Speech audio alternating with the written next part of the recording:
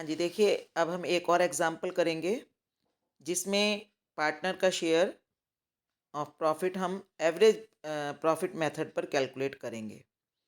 जो हमने last illustration की थी उसमें हमने देखा था कि हमने profit on the basis of last year profit किया था डायरेक्टली, मीन्स हमने कोई एवरेज नहीं निकाली थी। ये भी सेम ही केस है। देखिए P Q and R were partners in a firm sharing profits in the ratio of 4:3:2.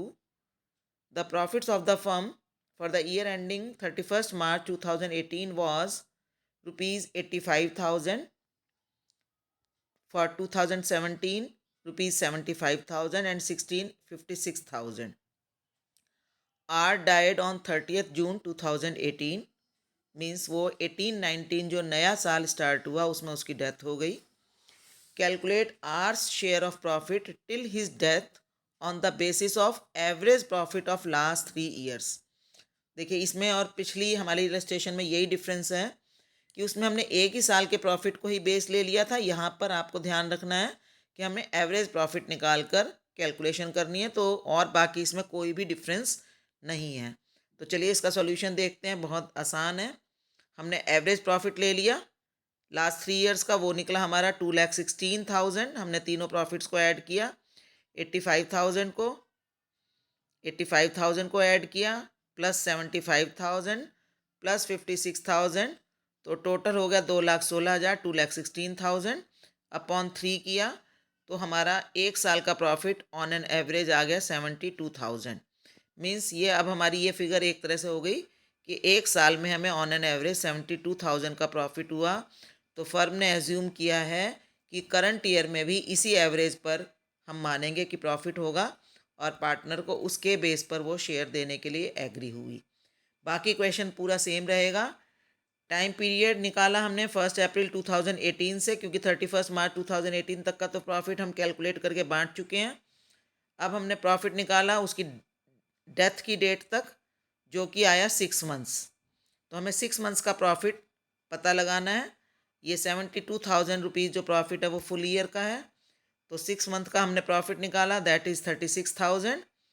इसके बाद हमने उस 36,000 में आर जिसकी डेथ हो गई है उसका प्रॉफिट निकाला।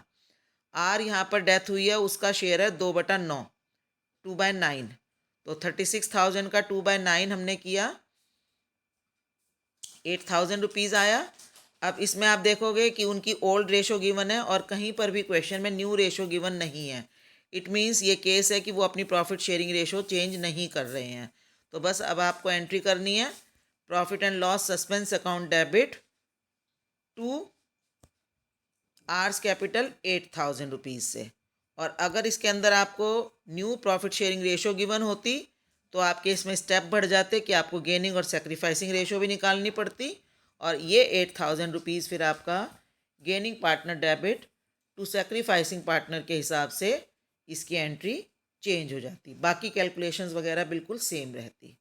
ठीक है, चलिए एक और क्वेश्चन करते हैं हम, जिसमें share of profit on the basis of sales of the year till date of death. कि आपको क्वेश्चन में sales of the year given है, यानी कि जिस साल उसकी डेथ हुई है उस साल उसकी डेथ के डेट तक फर्म ने कितनी सेल की है, उसके बेसिस पर आप प्रॉफिट कैलकुलेट कर सकते हो। तो देखिए इसमें क्या होगा, जैसे क्वेश्चन आपको गिवन दिख रहा है कि A B and C were partners in a firm sharing profits in the ratio of 4:3:2। B died on 31 August 2018। B की डेथ हो गई है और 31 अगस्त 2018 को उसकी डेथ हुई है। सेल ऑफ 2017-18 वॉज, देखिए इसकी डेथ हुई है अगस्त 2018 में, और आपको ये सेल दे रहे हैं 2017-18 की, यानी पिछले साल की। और वो कह रहे हैं कि उस साल उनकी सेल हुई थी 2,40,000 रुपीज़, और उस साल फर्म को प्रॉफिट हुए थे 30,000 रुपीज़ के। मतलब 2,40,000 की जब उन्होंने सेल की थी तो उनको 30,000 रुपये अर्न हुए थे। फिर इसके बाद ये कह रहे हैं कि सेल ऑफ द ईयर 2018-19, यानी कि जिस साल पार्टनर की डेथ हुई उस साल up to 31 August it was 1,44,000, 1,44,000 रुपये उन्होंने सेल किया, 1,44,000 की सेल की। Calculate B share of profit till his death, profit is to be estimated on the basis of sales till the death of the partner. आपको estimate करना है cell के ऊपर। तो देखिए इसके स्टेप्स क्या होंगे। आपने सबसे पहला स्टेप इसका होगा, देखो इसमें टाइम पीरियड निकालने की ज़रूरत नहीं है, क्योंकि आपको जो रेलेवेंट टाइम पीरियड है आपको उसकी डायरेक्ट सेल गिवन है। तो आपने पहला काम किया, नेट प्रॉफिट रेशो निकाल ली। कई बार क्वेश्चन में आपको नेट प्रॉफिट रेशो गिवन होगी, अगर गिवन है तो आपको निकालने की ज़रूरत नहीं है, लेकिन अगर नहीं तो आपको इस तरह से, अगर उन्होंने लास्ट ईयर की सेल और प्रॉफिट दे रखा है तो net profit upon sales into 100, जो आपने रेशो एनालिसिस में फार्मूला किया था वही फार्मूला है। और हमने पता लगाया कि जो फर्म का रेट ऑफ रिटर्न है, इसको रेट ऑफ रिटर्न भी बोलते हैं या नेट प्रॉफिट रेशो भी बोल देते हैं या प्रॉफिट मार्जिन भी बोल देते हैं, जो भी आप इसको क्वेश्चन में दिया होता है, वो 12.5% आया। तो हमने इससे पता लगाया कि अगर लास्ट ईयर इनका 12.5% था प्रॉफिट, तो हम इस साल भी हम एज्यूम करेंगे कि इनको 12.5% ही अगर प्रॉफिट होगा, तो वो इसका मतलब इन्होंने जो 1,44,000 की इन 5 महीने के दौरान सेल की है, उस पर फर्म ने 18,000 रुपीज़ अर्न किए होंगे। अब इसके बेसिस पर बस अब आपको यहाँ पर टाइम पीरियड की ज़रूरत नहीं है, क्योंकि ये सेल ऑलरेडी उसी टाइम पीरियड की है। तो इसमें अपने आप ही टाइम पीरियड छिपा हुआ है कि हमने इस टाइम पीरियड में 18,000 रुपीज़ अर्न किए। अब बस आपको बी का शेयर निकालना है, उस 18,000 रुपीज़ में डायरेक्टली शेयर निकालना है।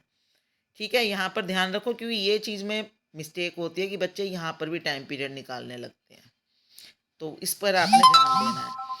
तो बी का जो शेयर ऑफ प्रॉफिट आया वो आया 18,000 अपॉन इंटू 3/9 6,000 रुपीज़। अब ये भी वही केस है कि ओल्ड रेशो ही गिवन है, न्यू रेशो कोई गिवन नहीं है। तो बस आपने यहाँ पर डायरेक्टली 2 ही स्टेप के बाद एंट्री कर दी।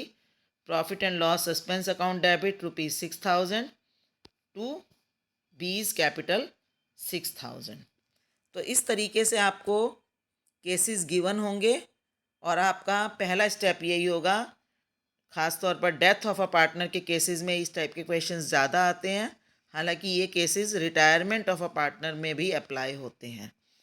तो आपने सबसे पहला स्टेप होता है कि आपने जो भी पार्टनर डिजीज़ हुआ है उसका आपने शेयर इन प्रॉफिट निकालना है टिल हिज डेथ।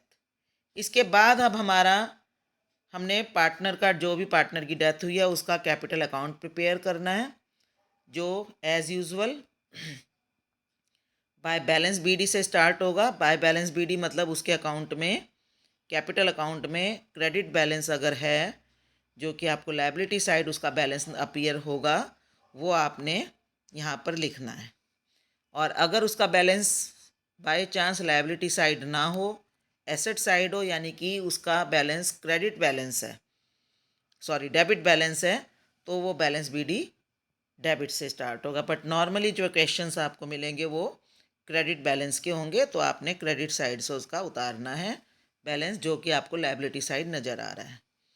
इसके बाद आपने जितने महीने वो फर्म में रहा, means from since the date of last closure of account till the date of his death, आपने उतने महीने का उसका इंटरेस्ट ऑन कैपिटल निकालना है। जैसे सपोज आपको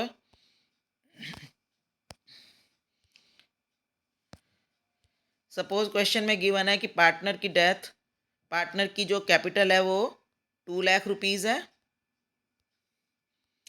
ठीक है, और उसकी डेथ 3 मंथ्स के बाद हो गई, मतलब कि 30 जून को उसकी डेथ हो गई, और उनको एज़ पर एग्रीमेंट उन्होंने डिसाइड कर रखा है कि हम इंटरेस्ट ऑन कैपिटल 6% देंगे।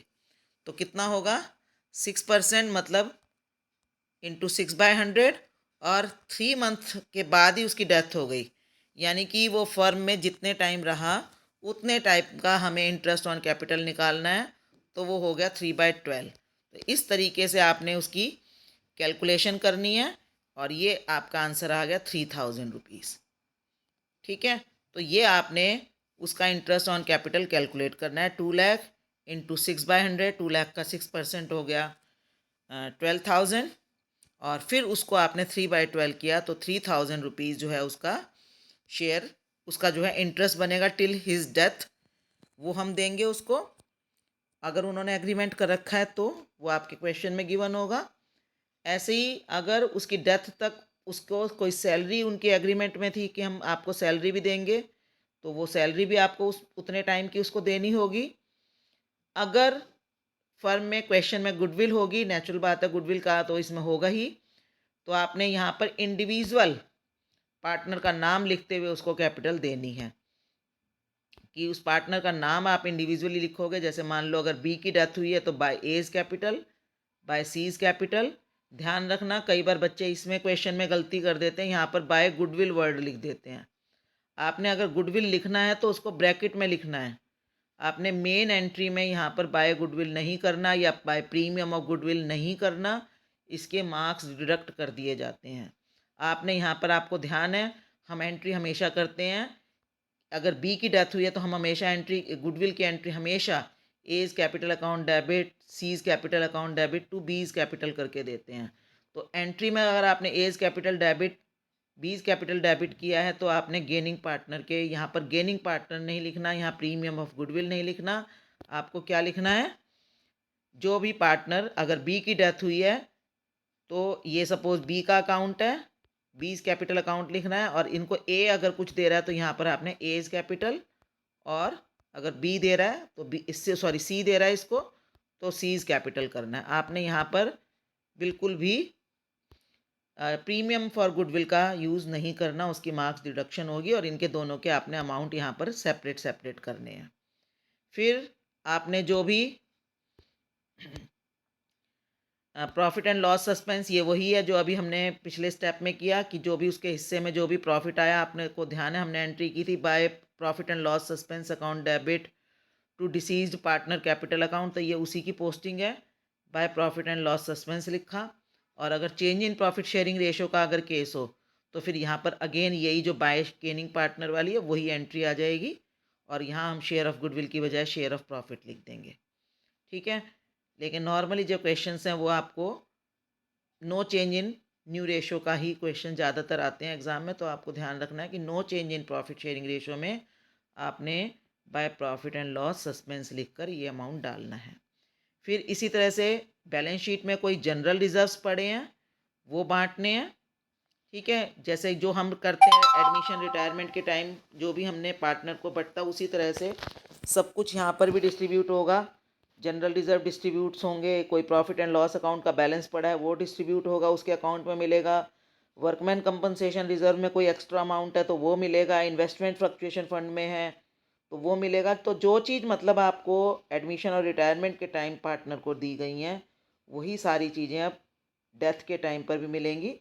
बस थोड़ा सा इसमें सिंप्लिसिटी ये हो जाती है कि हम सारे पार्टनर्स का अकाउंट बनाने के लिए नॉर्मली जो एग्ज़ाम में क्वेश्चन आता है वो ओनली डिसीज्ड पार्टनर का कैपिटल अकाउंट पूछ लिया जाता है। डिसीज मतलब जिसकी डेथ हो गई है, उसका कैपिटल अकाउंट केवल बनवा लिया जाता है, तो ये बहुत ईजी हो जाता है। और फिर अगर क्वेश्चन में आपको रिवैल्यूएशन के बारे में दे रखा है कि प्रॉफिट हुआ है तो उसका शेयर उसको यहाँ पर उसका शेयर भी मिलेगा। और ऐसे डेबिट साइड पर अगर उन्होंने एग्रीमेंट कर रखा है कि हमें इंटरेस्ट ऑन ड्राइंग भी पार्टनर से चार्ज करना है, तो जो मेथड है वही कि आपने first on the first day of month वो ड्राइंग करते हैं। तो मतलब जो हमने इंटरेस्ट ऑन ड्राइंग को कैलकुलेट करने के जो फार्मूलेज फर्स्ट चैप्टर में फंडामेंटल्स ऑफ पार्टनरशिप में सीखा उनका ही आपने यूज़ करके इंटरेस्ट ऑन ड्राइंग कैलकुलेट करनी है। जो भी उसने ड्राइंग की है उसका अमाउंट भी हम उससे डेबिट करेंगे। ये तो इंटरेस्ट ऑन ड्राइंग है, और फिर नेचुरल बात है अगर इंटरेस्ट ऑन ड्राइंग है तो ड्राइंग भी की होंगी, जो भी उसने ड्राइंग्स की हैं वो अमाउंट यहाँ लिख देंगे।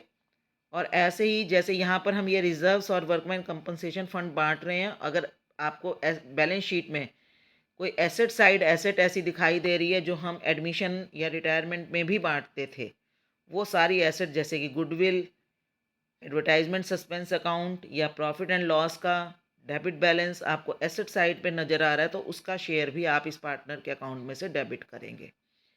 और अगर रिवैल्यूएशन में प्रॉफिट की बजाय लॉस आया तो वो भी यहाँ डेबिट हो जाएगा, वो तो या तो ये होगा या नीचे ये शेयर होगा, प्रॉफिट होगा या लॉस होगा जो भी। इसके बाद जो फाइनल अकाउंट अमाउंट निकलेगा आपने उसे ट्रांसफ़र करना है to executives of deceased partner. अब क्योंकि ये जो अब वो पार्टनर की डेथ हो गई तो अब उसका अकाउंट तो चलेगा नहीं, तो हमने क्या करना है, to executive of deceased partners, या एग्जीक्यूटर्स अकाउंट बोला जाता है, to executors of deceased partner, आपने उसमें इसको ट्रांसफ़र करना है, यानी कि इसको बैलेंस नहीं करना, ना ही पेमेंट आपने यहाँ से दिखानी है।